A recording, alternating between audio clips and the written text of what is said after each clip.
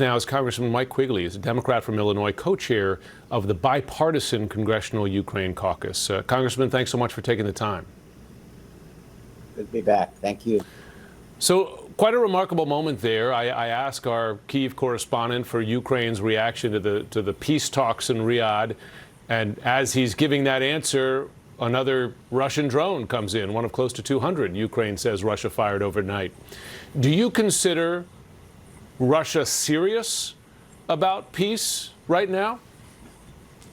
I don't think they have to be serious about peace. I think they're getting clear indications from an extraordinarily dark, isolationist Trump administration that they don't have to worry about this.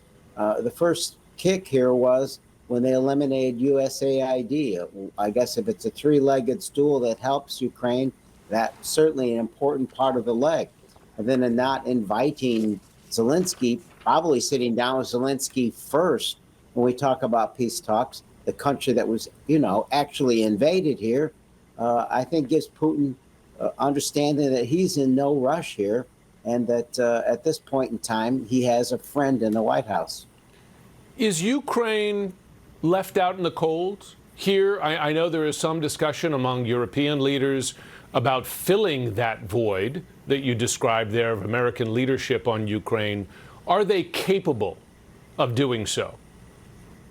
I have extraordinary concerns about Europe's capabilities. If the war did anything, it sort of pulled back the veneer of U.S. and NATO capabilities. At this point, I'm concerned about Europe's capabilities from a military point of view. Their military industrial base has not kept pace with its needs, particularly involving Ukraine and therefore the threats to them. Their financial picture isn't extraordinarily strong. I think it was General Romanenko from Ukraine who said they'd probably last 6 months and that without U.S. aid, and that Europe can't possibly make up the difference on its own.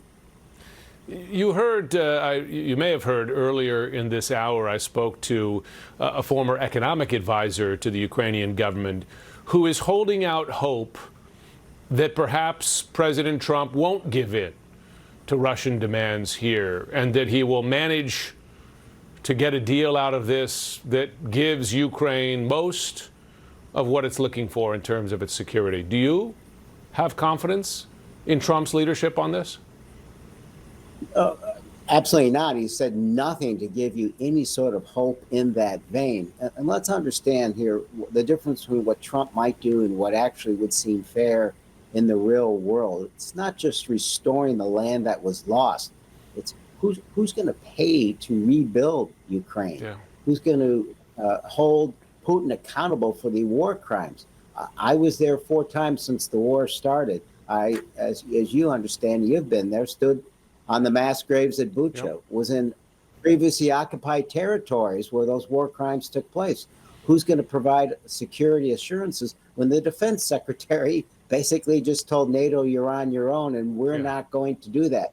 And if you're Ukraine, would you believe anybody at this point, given there's a long history from Budapest on of people not fulfilling those security assurances? Yeah. You, of course, sit on a bipartisan Ukraine caucus, and there has been bipartisan support in the U.S. Congress since the start of this full-scale invasion for Ukraine. Do you see any of your Republican colleagues with the willingness to stand up to the Trump administration if it tries to force a peace deal down the throats of the Ukrainians or the Europeans that your Republican colleagues don't find acceptable? Or would you expect them to line up? I've seen some of the comments made by my Republican colleagues on the Senate side and the House side. Some of them are some really good friends of mine. I believe them when they say they're going to stand up to the Trump administration.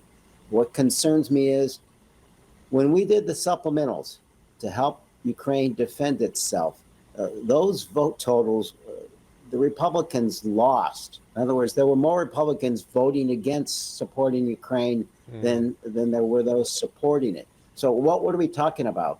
We're talking about the Reagan doctrine of defending our allies against Soviet at the time aggression, right? The Reagan doctrine is dead in the Republican Party. So I believe my friends when they say they're going to stand up to Trump. Will there be enough? Will they be loud enough? Will they be significant enough? It's a genuine concern. No question. Of course, the president has enormous power to make foreign policy decisions on his own. Congressman Mike Quigley, thanks so much for joining.